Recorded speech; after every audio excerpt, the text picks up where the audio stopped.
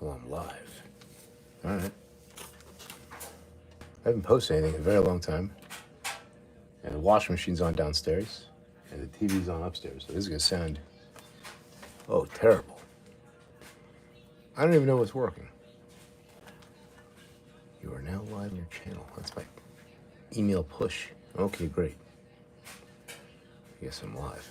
So I like talking about comics. And I haven't done it in a while. And there were a few people that said in passing here and there that they liked hearing me talk about it.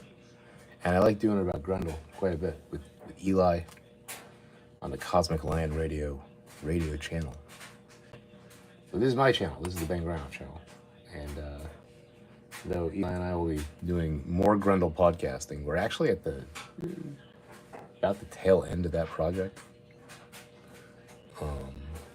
We've got maybe 15 to 20 more episodes. And then we'll probably dip back in as new books come out here and there. But the backlog will be completed soon. And then Eli and I have talked about other podcasting projects that we can do together. And I wanted to get a little bit more YouTubing because I do like talking about comics and sharing my perspective on visual storytelling. I think that a lot of the perspectives that I came up and grew up and became an adult listening to were more interested in, I don't know what, superhero lore and backstage, like, bullpen drama. I guess, there were a couple of times where people were asking me, not for dirt, but like for, my insights in such and such. I don't care. I'm really just interested in how the stories move on the page. So to that end, I put out a box, which I look forward to showing and sharing. And that box it's my Time Bangers box. I went through my entire collection and I culled through a bunch of places, put all my favorite comics in one box. And some of them are completed series, and some stuff didn't make the cut and because it couldn't fit, and etc. etc. So let's go through the box of all-time bangers. There's a couple of things where I didn't want to break up my collections. Like I didn't want to Ninja Turtles or my Jack Kirby books or my Steranko books. So I just let them chill in their space. So let's see what I got for all-time bangers. These are like my favorite, a short box of my favorite comics of all time. What's going on here? Okay. Let's see. Oh yeah. Oh, all right. We got Joe Matt's Peep Show. Man, I love these. I love these comics, and it will pair nicely to show you that the next piece in here is Bernie Monroe's The Jam. And these two guys go together quite nicely. Peep Show is I got into it. This is the 14th issue, the 20, maybe 19 years ago. And I got this in Forbidden Planet. I saw it. I was like, that's true. That book, how did I know that's the one I want? But it was terrific. And then the 15th issue came out posthumously. And I didn't buy it when it came out. And now it's like a $65 book. So if I have any, people in the waiting in the wings, guardian angels or whatever of comics retail, you come across a Peep Show 15, let me know. This book, if you don't know, this is the Kamiko super cool turbo injected adventure from hell #1 of The Jam, the urban adventure, which was at several publishers, and you know the story. But I got this one randomly in a street vendor at Union Square in Manhattan. As soon as I saw the cover, I was like, yep, whatever that is, sold. And I think I felt the same way when I discovered Joe Matt out of college, maybe 23, 24. And there was this moment of realization that these two books and these two characters were the characters from Mage, the hero defined, the Matt Wagner. And that really blew my mind, the metatextuality of all that. So that's where my all-time bangers box begins. Let's see what else we got here.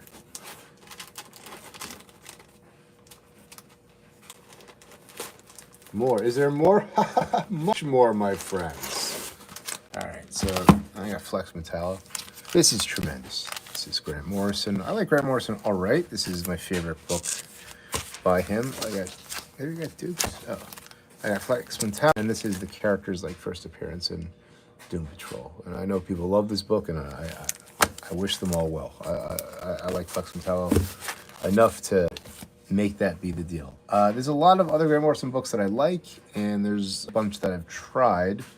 And I like Grant Morrison pretty good, but I haven't read him in quite some time. And I think the last time I read him was over 10 years ago. My Barry Smith Conans. It was difficult, but not too difficult, to break my BWS Conans up out of my Conan collection, because the truth is the Conan collection is just built out of the Barry Smith collection. So that was that. This is Red Nails. Of course, I've also got this one in Treasury, in the Treasury edition. I might have two copies. I might have two copies. One of them might have had some insects in it at one point. This is on Baxter paper. When's this from? 87? 80? Okay, 82 on Baxter paper. It looks nice. This is so dramatic. This is the first BWS stuff I ever really saw reprinted in black and white in like one of those Tomorrow's comic book artist collections. Let's call it the year 1999. I'm 15. All right, so yeah, when I saw this BWS dash stuff, I was dead to rights. Anyway, oh my goodness. Wowzers, Barry. Look at this guy with all. All right, what's next? This is the Frank Miller. Frank Miller has to represent somewhere. This one is, the staples are very rusted. I think the cover is detached, but it's mine. It's all mine. I love this cover. This whole book is, I have a connection to it because I worked on this and curated this project. Batman Year Wow. We had like 60 guys and 2 volumes of Send Up Nation and parody and study.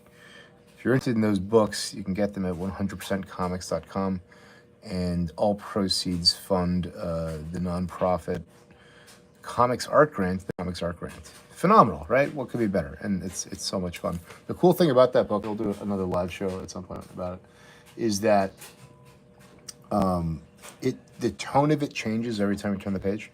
So sometimes Batman's recast as Simpson characters, and sometimes it's like a spooky version, and sometimes it looks like comic strips. The tone changes every time the artist does. It's really cool. 300. Shout outs to Auntie Di. I think this is the first Diana Schutz edited project I ever came across. The last. And her work with Miller and Eisner, especially, and Wagner was really important to me coming up. So that's my Frank Miller in the all-time bangers box. What else there? Okay. Boom shakalaka. That's the Myth of Oedipus. I got this at SPX 2007 or 8. Man. From Tom Scioli. From Tom Scioli himself. So there you go. This is because it's worth like $65, right? Very, very nice book. I got some Art Adams in here. You gotta have the 2 annuals. You gotta have the annuals. I feel like at some point I had dupes on both of these. This series I do have duplicates on. So you can see these are my tabs from where they were in my short box. And man, I want to go back and see if these are the nice, the better edition duplicates. These comics were legendary when I was a boy. I didn't get them until I was in college. At what, they were probably 10 years old, 10, 12 years old. But I remember a friend having them, and just like, this was the first Art Adams I saw as a boy. So that's exciting for me. These 2 books are some of the earliest comic books I ever owned. This might be the original copy, and this one is not. But these are from, let's see, October 1990, and it's by July 89. Okay, so this one has, this has, I think, the distinction of being the only Marvel book that I bought with this logo off the stands. Maybe. Who knows? funny story about this one is that there was another volume of Laugh that was, what was it? From, like from the 40s, like one of their, Pep and Laugh and, Scream, whatever the fuck. And so I was looking up this when I was looking up all my books in like my first Wizard price guide, the volume from like 1942. And like the, 24, it's like $25. And I was like, oh my God, this is the most valuable comic in my collection. True story. And this is not, is this the original copy? I'm not sure. I might have two copies of this. It's this, it's a Swamp Thing RoboCop versus Duck superhero story with Sabrina's cat. Apparently Sabrina, the talking cat. I know all about these things. Okay, great. Enough said. What's next? Oh, Paul Grist's Mudman. You know about this one? Mudman? This is really good. This is maybe 10 plus years old. And when I was like, whatever this is, I want it, but I didn't get it. I didn't get it until maybe 6 months ago. I didn't read it until last week. It was great. Really, really fantastic. Wonderfully non-linear. And then every time the new issue, starts in 30 days, it sort of revisits in a non-linear way, exploring other perspectives from events that we've already seen play out. So it's a really, I think that comics are, I teach young filmmakers, and I emphasize that comics are so valuable for making them visually literate in visual storytelling. And I'd say, I'm not telling you to go and become a fan of Spider-Man movies if you don't want to do that.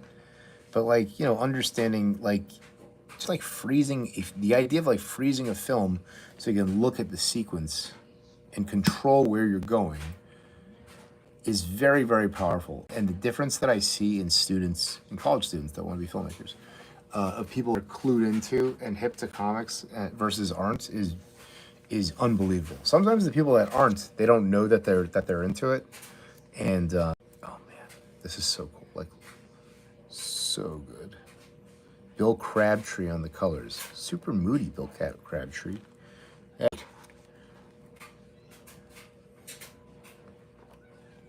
He's it's like a Britain suburb seaside tale. And we're still in the era where you can put the kid in a Superman jacket and not worry about getting sued. It's unbelievable. All right, what's next in the all-time bangers box?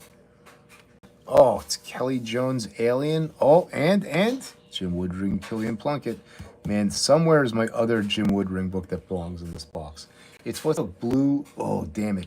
It's called Blue Box or whatever. It's a one-shot. It's post-apocalyptic about a dad and his son. And I have it tucked away somewhere in my teaching materials because I used to photocopy out of it without scanning it. So anyway, this is Kelly Jones. You know Kelly Jones. He's the big hulking Batman with the big done Dead Man in DC and his own stuff. And he's doing the Dracula book. How can I not mention the Dracula book with Matt White? Volume 2 of 4 is coming out in October. Unbelievable. It's sort of cheapens it to call it a prequel to the Bram Stoker novel, but that's essentially what it is, based on all this, all the hints that are dropped in there. Kelly Jones, Be Still My Heart. So I must be oriented the wrong way. Oh man, what a bummer. Oh well, whatever. You'll get the idea. You don't need to see the artwork. Just hear me reminisce about the books. Look at these cast shadows, Kelly Jones. Whew. All right, so here's Kelly Jones, and then this one's Labyrinth by Killian Plunkett. Really, really, I don't know what else is good, but it's really unique. I think in this one they do some kind of communication they control the alien. I don't know what the fuck. What's this? Ad for Warhammer. Look at this look how goofy this old Warhammer is. It's certainly very British, what? Oh, look at that cover. Woof. Sick. I haven't seen these covers in a long time. Oh man, I guess I'm missing an issue of this. What's this? This didn't mean to get in here. What's this, the Jam one? Oh, 2 of these got in here. How much more? Wow, I did not mean to put all these in here. Okay. Well, this one is a Jam, I believe. Look at this. Allred, Aragones, Charret, Lloyd, Moebius, Killian Plunkett, PCR, and more. Damn. PCR all day. Who's this? Let's see if I can remember. I can't remember any of these guys. Frank Taryn. Let's see if I know anyone else. Sean Phillips. John Muth. Hey. Ron Randall. That name's familiar. Gene Ha. John Pauly. R.I.P. Dave Cooper. Tony Millionaire. Duncan Fagredo. Look at this jam. Who wrote this? Mark Schultz. Okay. Look at that Travis Shredder. When I saw this stuff when I was 16, it blew my mind. Wildcats. I love cats. I have a bunch of them. All the Alamo ones. Never read any of them. Wonder if they're good. You'll tell me. You'll tell me what to read. The thing is, I have treasures untold in my library. I don't read any of my books. I just like to look at them. I like them as artifacts. All right, what's this? All right, Arthur Adams. All right, let's see what's going on the inside. Let's see what's in this one. Are you ready for this? All right. I'm just going to... Duncan Jones, Disraeli, Totalman, Arthur Adams, Jeff Jarrow, with Guy Gianni, George Pratt, Igor Cordy, John K. Snyder III, shout out JKS,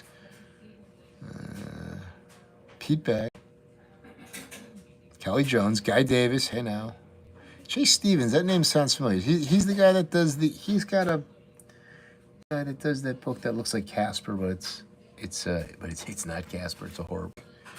I wish I could remember what it was called. Looks so good. Kevin Nolan. Kent Williams. There you go. Very nice. What a jam. What is this? These did not mean to get in here. I should have put the early... See, the thing is, like, I've got all these early concretes. Great. Listen, my concrete run, beautiful. Yeah. What's this one? This is an early one. See, I don't really need this in my all-time bangers box. If this was the one with the duo shade, I think that's an earlier one. Who's this? Arthur Soydum? Yeah, this is literally in here for the Arthur Soydum cover. Okay, this we gotta talk about. This is my first comic book ever. I think it was at least 1986. My mother bought this for me, even though it's called Daredevil. Even though it's got a man dressed as the devil fighting this guy in flames. She bought it for me. This one is, it's got breakdowns by Steve Ditko. And who's the inker? Danny Bellondi? Bellinati? Forgive me, sir. This is my comic. Everything about it. Every ad is glorious. Look at this. This is glorious. 25th anniversary, hell yeah. M&M's. I love this M&M with the watch. Every ad. We're just looking at the ads. Look at this Look at this Team Jolly Rancher BMX fellows. I swear to God, I didn't know that this was a candy ad. Probably until I was like 17 years old. I just thought it was like, it was like 1986. I was 3 years old. I was like, that's the zeitgeist. These guys on bikes. Kind of like a Karate Kid vibe. What's this? Oh my God, yeah. So it's my first comic book. There's Bernie Wrightson. I think I still have this, or I don't know if I still do.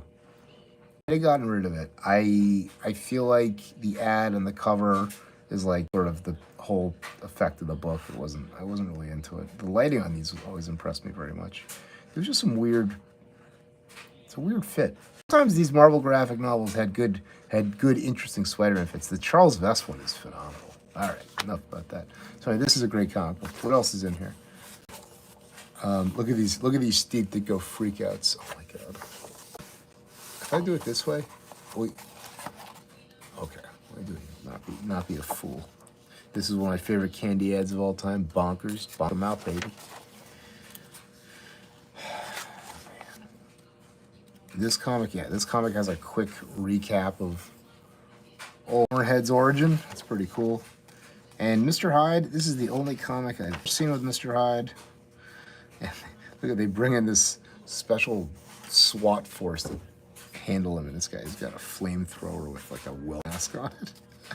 And this guy's got it's like a cop, it's like a wrestler's, it's like a martial arts like sparring helmet, like a little officer bill in the front. Look at this monochrome. Look at this monochrome Steve Ditko, very nice. Who wrote Finger Off, maybe? This is not my first copy. I actually have a dozen. I have dozens of copies of this comic now. I might have maybe 10. It's a very cheap comic. It's like $1.50 every time you find it online. Look at this Steve Dick acting, and they just have this super heroic drama. This was my first comic book. I can't. There might have been a Thundercats book earlier in there. It did not survive. Wow, universe. Boom shakalaka. Nice grid, nice 9-panel grid, Steve Dick. Anyway, I gotta continue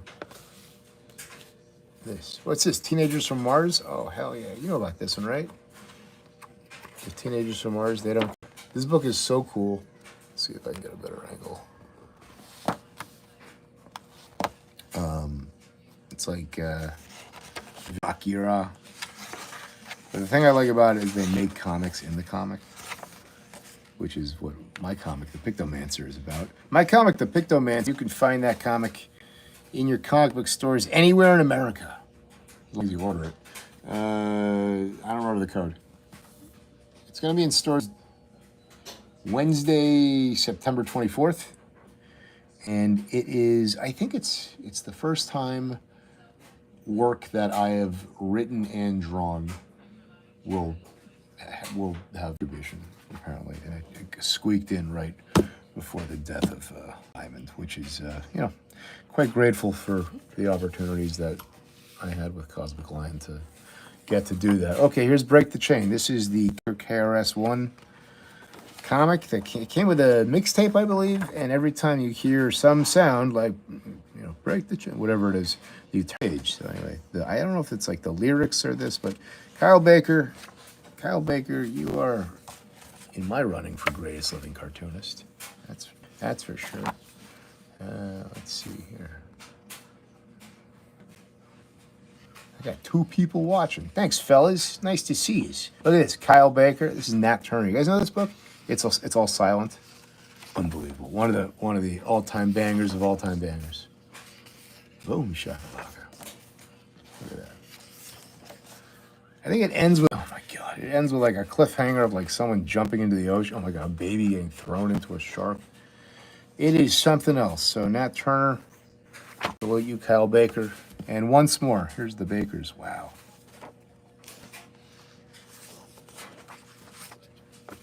What else we got? All-time bangers. You gotta have some mini comics. I had some mini comics that would have been here that I got rid of.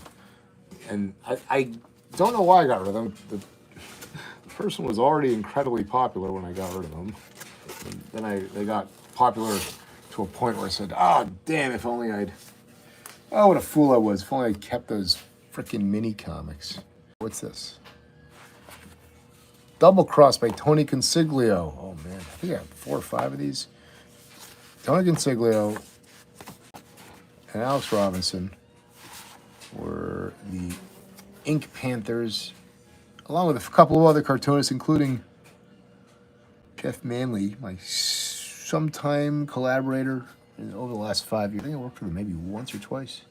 I inked and colored something he drew. And then, anyway, John Kirschbaum, Mike Dawson, and Alex Robinson. Tony Consiglio. This is Box Office Poison. I recommended this book to so many people, and they always love it. It's so good. Trick, so good. His other books are also very good. But this one is very special. Man, at least 7 of these little mini comics. Wow. And they started doing it at Antarctic Press, and I think it ran for like 21, 22 issues. And then Top Shelf has put it out. I don't think there's been a new edition, wow, for maybe over 10 years. This is like, for a long time, I'm not sure what might have replaced it, but, if someone was like, Ben, I'm desperate to get this person to comics, but I can only give them one book, I'd give them this book. I wouldn't give them Watchmen, although I really enjoy Watchmen. And if someone likes superheroes, I would give them Watchmen, of course. But I wouldn't Watchmen necessarily. But I definitely might give them this. It's about New York City people, jobs, roommates, feelings, and trying to break into comics while working retail job after graduating from Metropolitan University and moving out to Park Slope, Brooklyn, to the street that I was living on when I read the book, when I was out of college and working in retail, trying to make comics. So it was incredibly to me when I read this book and these mini comics. It was hard for me to break these ones out of the little cache of other mini comics, but it is going again in the box of all-time bangers. All-time bangers, all-time bangers. I wish it was a long box of all-time bangers. Okay. I'll give you the next stack. Stack them up. You know it, you love it. Watchmen. I don't know that many. Maybe 3 or 4 of these. Yeah. Is this a dupe? No. I would love to complete this run and then maybe custom bind it or just have them all. They're just fantastic. I read this book for the first time when I was but a boy. When I was but a lad looking for my true vocation. I read this book when I was 12. It blew my fucking mind. So I read it like, I don't know what. Let's call it 25 to 50 times. It's very good. The back matter essay about that by Dan Dryberg about studying birds is I couldn't follow that one at all. Anyway, so here are my Watchmens and a couple of you, and I have basically an entire box full of Alan Moore stuff, and so I just was like, you know what, let me just cull a few out of there, and you know, basically this is basically my bug out box. Like instead of being like, oh God, what am I gonna do with my 20 boxes of comics? It's like, oh, all the best ones except for my Kirby's are in here. Okay, so then Alan Moore is a good transition into Steve Bissette and Veach stuff. I should put more Rick Veach in here, but it might mean overloading the box. But I can see myself putting the Brat Packs in here. That might make sense. This is Steve Bissette's Tyrant. I was surprised to find that I had 2 of these. This was a book that in my internet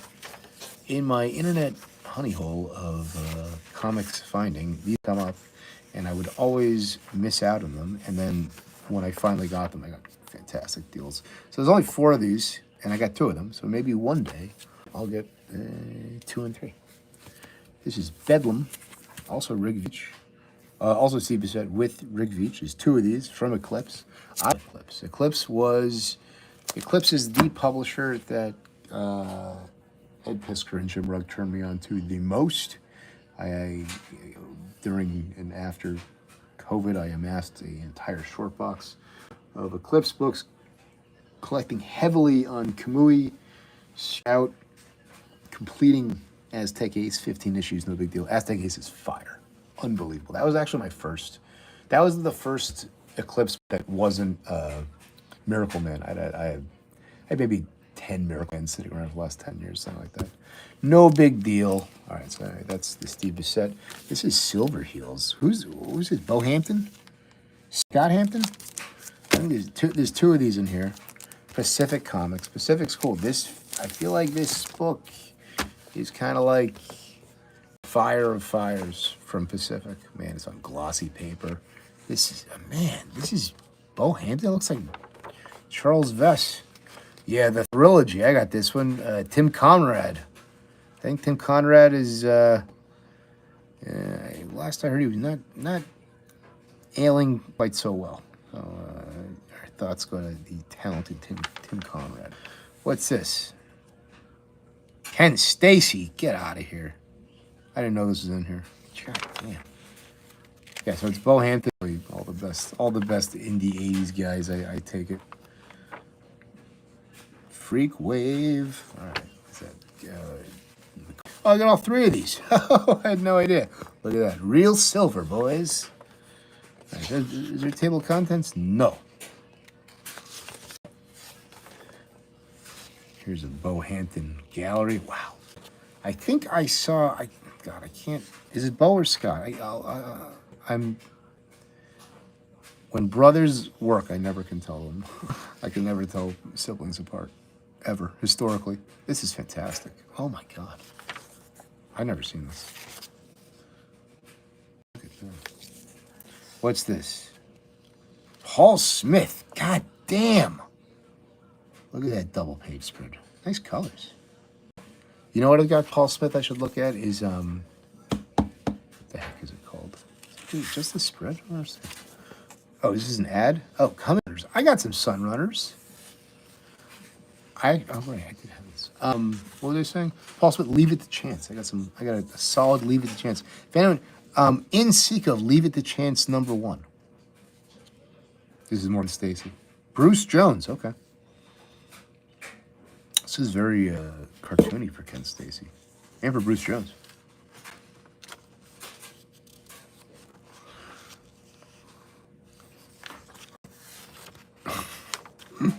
All right, great. All right, Silver Eels, you prove your point. What a book. What's in here? More Hampton. This is the, I mean, it's basically the Hampton brothers. I can't tell which one. I guess Bo, Scott, goddamn, Scott Hampton. It's Scott Hampton Project, and then featuring Ken Stacy. Ooh, look at this. Nice moves, Ken Stacy. He's got a lot of real estate here. Who's this? Jaime? What? Get out of town. All My Love also wrote.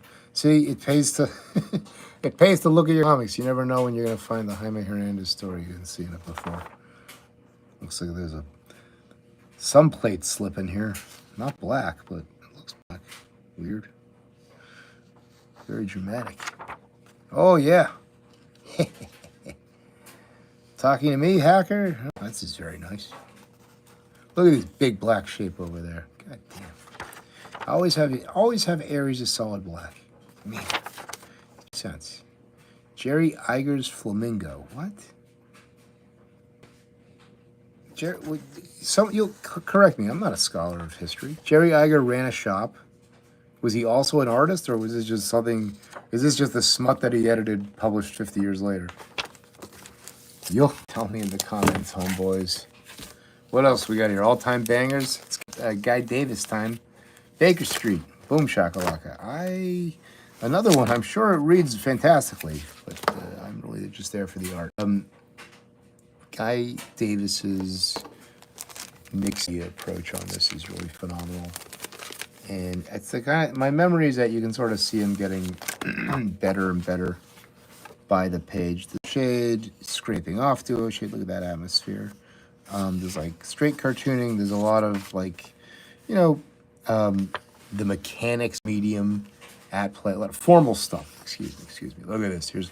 Here come the washes. Look, they go from washes to cartooning.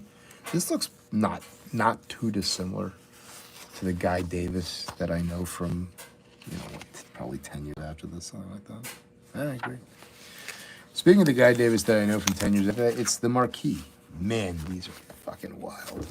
All right, so here's my memory of the Marquis Danse Macabre. This is a cover by Mel Wagner. Is that this book is about it takes place in this sort of like, you know, European-esque history where, like, I guess, I don't know if it's demons real or society is all messed up and bottlenecked in terms of wealth inequality. Oh, I imagine that. And this aristocrat is having hallucinations. Well, why don't I just show the book? Yeah, everyone's in these mosques. And then this dude, the Marquis, the titular Marquis, he looks like the Shadow, yeah? Has visions of angels telling him that he's gonna, here he is. He's got these things, he's got all these demons, and you're gonna see demons. Here they are, and you're gonna shoot them. And basically, that's what the book's about. I remember all the text and story being breezy, but just being totally in service of the idea that I just described. So this is the Marquis. There's probably at least 6 more issues of this, if not more. This is great stuff. Mike Mignola. All right, let's get some outlaw going on. This is Pink Dust by Crow Creator J.O. Barr. And then this is a North Star J.O. Barr. North Star Presents James O. Barr. This is from the acclaim. See, very nice. These are sort of like, these outlaw books are kind of like oddities, I suppose. This probably, I don't know if this should even be in there. Oh, Alex Believe? I mean, this is literally here because it's got the James O. Barr cover. That's the only reason. All right, speaking of outlaw oddity, it's the only issue of Faust that I have. Caution. Contains extreme violence and sexual situations. Yeah, I can see some of those. Okay, great. This is, I have a great fun. I don't know if I'm oriented this way or that. So if I've been the wrong way the whole time, beat myself up over it later. This is, I have a number of Marvel toy and TV and movie adaptations. This one's my favorite, from one of my favorite movies by basically my favorite director. I love that it's got the Handmade Films logo up here. Art by David Lloyd, right? Super, super British. It's absolutely the right fit. Who we got here? David Lloyd Stokes, Steve Parkhouse writes. So it absolutely captures like every, you know,